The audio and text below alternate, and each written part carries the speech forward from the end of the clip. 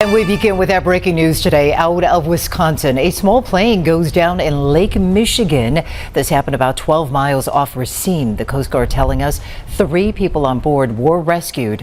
We're told everyone was wearing life jackets, likely saving their lives. Our affiliate station in Milwaukee reports the plane is completely underwater. A spokesperson for Mitchell International Airport in Milwaukee says that plane took off from there and was headed to Michigan. An engine failure over freezing water.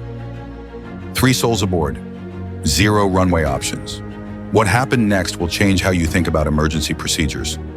Forever. This is the incredible true story of N121 Juliet Bravo, a Cirrus SR22 that went from routine flight to life or death emergency in just 20 minutes. But here's what makes this different. Everything went right. And today you're going to learn exactly why. 121 Juliet Bravo, mayday, mayday, mayday. We are going down. November 1 Juliet Bravo, roger. If you've ever wondered whether pulling that red CAPS handle makes you a failed pilot, this video will completely change your mind. Because what you're about to see isn't pilot failure. It's pilot mastery. September 11th, 2025, Milwaukee to Michigan. A routine cross-country flight becomes a textbook emergency that pilots will study for decades. A Cirrus SR22. Turbo loses oil pressure at 7,000 feet, 15 miles offshore in Lake Michigan. The pilot has seconds to decide. Attempt a water landing without power, or trust the parachute system that cost $20,000 to repack. He chose the chute. All 3 people went home to their families that night. Here's the minute-by-minute breakdown that could save your life. Departure 121 Juliet Bravo is with you out of 3,000, climbing 4,500, heading 090. Cirrus 121 Juliet Bravo, Milwaukee departure, radar contact, proceed on course and view for altitude at your discretion. Cirrus 1 Delta Bravo, do you want to flight following over the lake, and if so, what's the destination? Heading to 7,500 feet, going to Pontiac. 1 Juliet Bravo, reset transponder, spot 3213. Again, the score.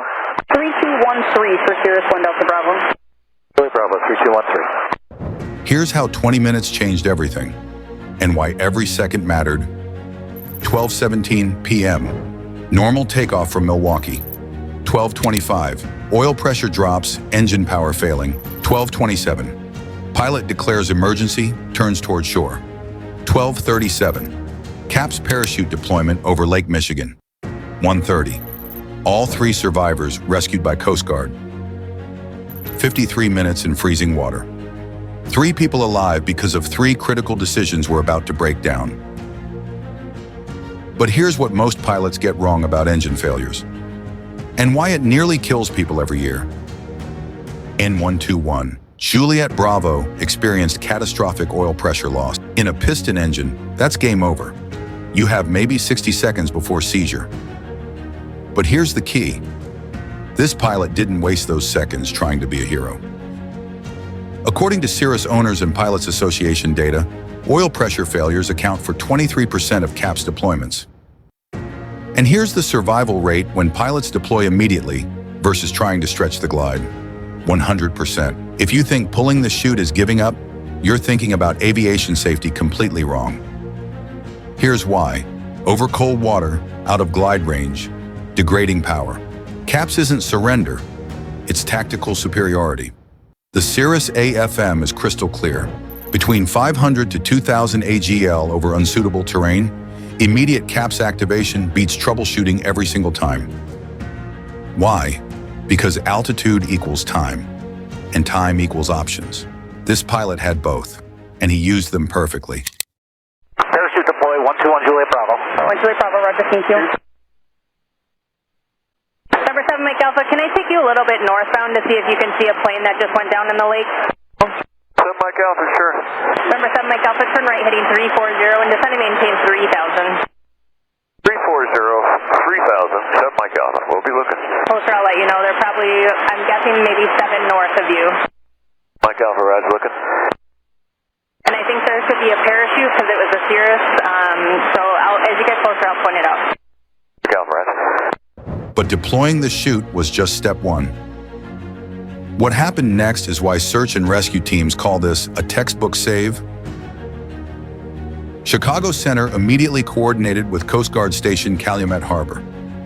A 45-foot response boat and MH-60 Jayhawk helicopter launched within minutes.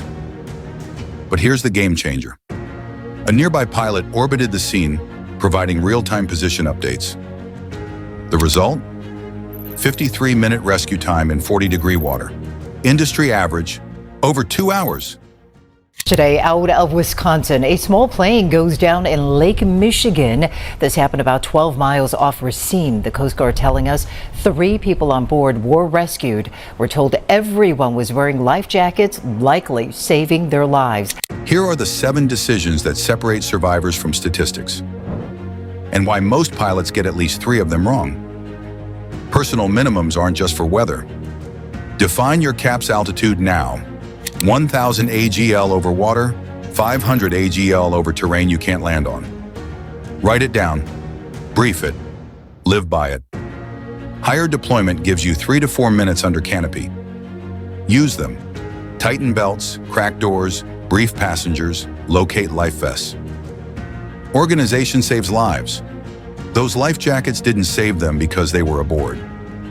They saved them because they were on. Over any significant water body, PFDs go on before engine start. ELT, cell phone. PLB, satellite communicator.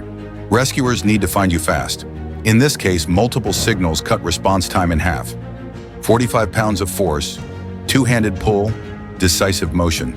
Half-hearted attempts fail. Train it in the sim until it's muscle memory. Use your avionics glide range display constantly. If you can't make a runway, turn toward the best CAPS deployment area and toward rescue assets. Geography matters. Every overwater departure gets a water survival brief. PFD, personal flotation device locations, door procedures, exit sequence. 5 minutes of briefing, lifetime of confidence. These common mistakes turn survivable emergencies into fatal accidents. Don't be that pilot. Mistake number 1. Chasing a dead engine past your decision altitude. Mistake number 2, storing PFDs where you can't reach them. Mistake number 3, delaying the mayday call.